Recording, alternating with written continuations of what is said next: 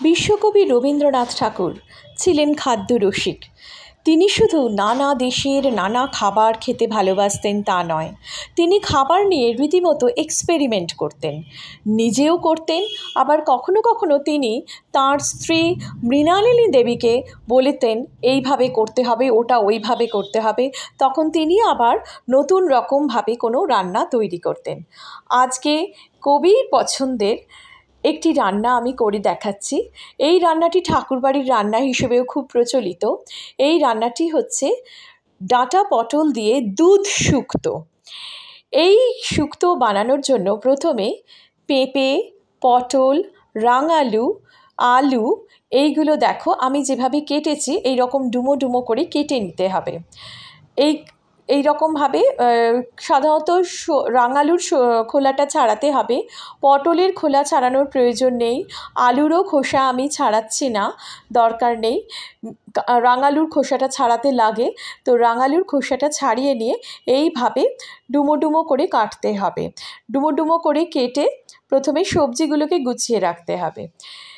এই দুধ শুক্তো ঠাকুরবাড়ির খুবই প্রচলিত রান্না এবং পরবর্তীকালে পূর্ণিমা ঠাকুর এই ঠাকুরবাড়ির সব রান্না নিয়ে অনেক বই লিখেছেন। তার আগে প্রজ্ঞাসুন্দরী দেবীরও বই আছে। তো ঠাকুরবাড়ির রান্না কলকাতায় একটা ট্রেন্ড সেটার হিসেবে কাজ করে।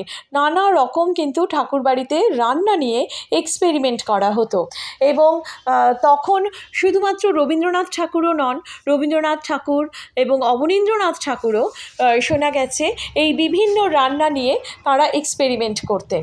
তো এবং এই ঠাকুরবাড়ির বাড়ির গৃহিণীরাও কিন্তু এই রান্না নিয়ে নানা রকম এক্সপেরিমেন্ট করেছেন বলে আজকে আমাদের বাংলার রান্না মানে এই রান্নায় কিন্তু রান্না অনেকভাবে সমৃদ্ধ হয়েছে।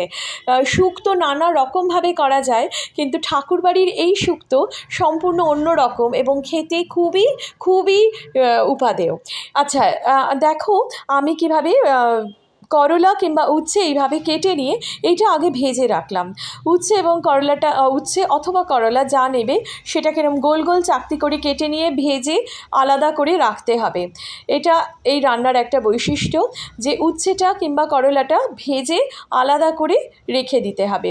ভাজার সময় আমি কোনো রকম কোনো নুন হলুদ দিইনি, তোমাদের ইচ্ছে হলে দিতে পারো, কিন্তু আমি দেখেছি এটা দেওয়ার প্রয়োজন হয় না, হালকা করে তেলে ভেজে নিলেই হয়। হালকা করে তেলে ভেজে এটা সাইডে রেখে দেবে। এবার এই যে সর্ষের তেল থাকলো কড়াতে, এই কড়ার সর্ষের তেলে আমি দেব তেজপাতা। দেখো তেজপাতা দিয়েছি। এবার যেটা শুক্তোর প্রধানতম মশলা, এই হচ্ছে রাঁধুনি। এই রাঁধুনি মশলা শুক্তোর জন্য নির্দিষ্ট মশলা। এই রাঁধুনি মশলাটা আমি দিয়ে দিলাম।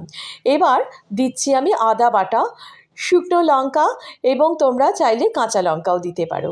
এবার যে সবজিগুলো ছিল এবং সবজিগুলোর সাথে ডাঁটাও দেখো আমি ছোট ছোট করে টুকরো করে নিয়েছি, সব সবজি আমি দিয়ে দিলাম কড়াতে।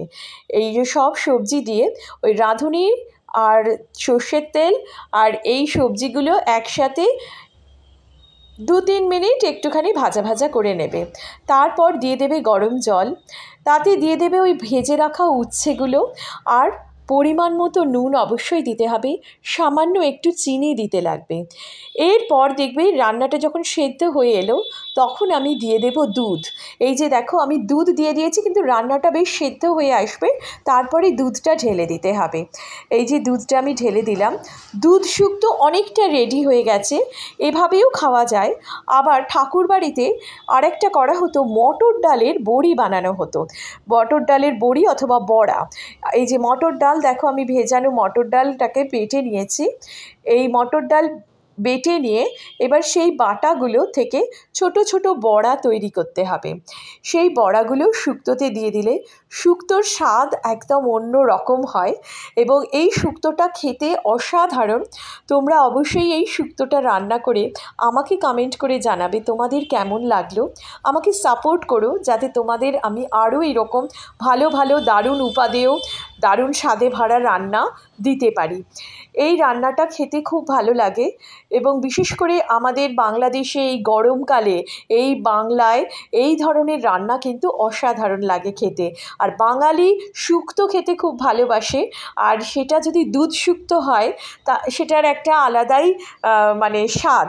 সেই কারণে আমার রিকোয়েস্ট, তোমরা অবশ্যই এটা কিন্তু ট্রাই করে দেখো। টাটা।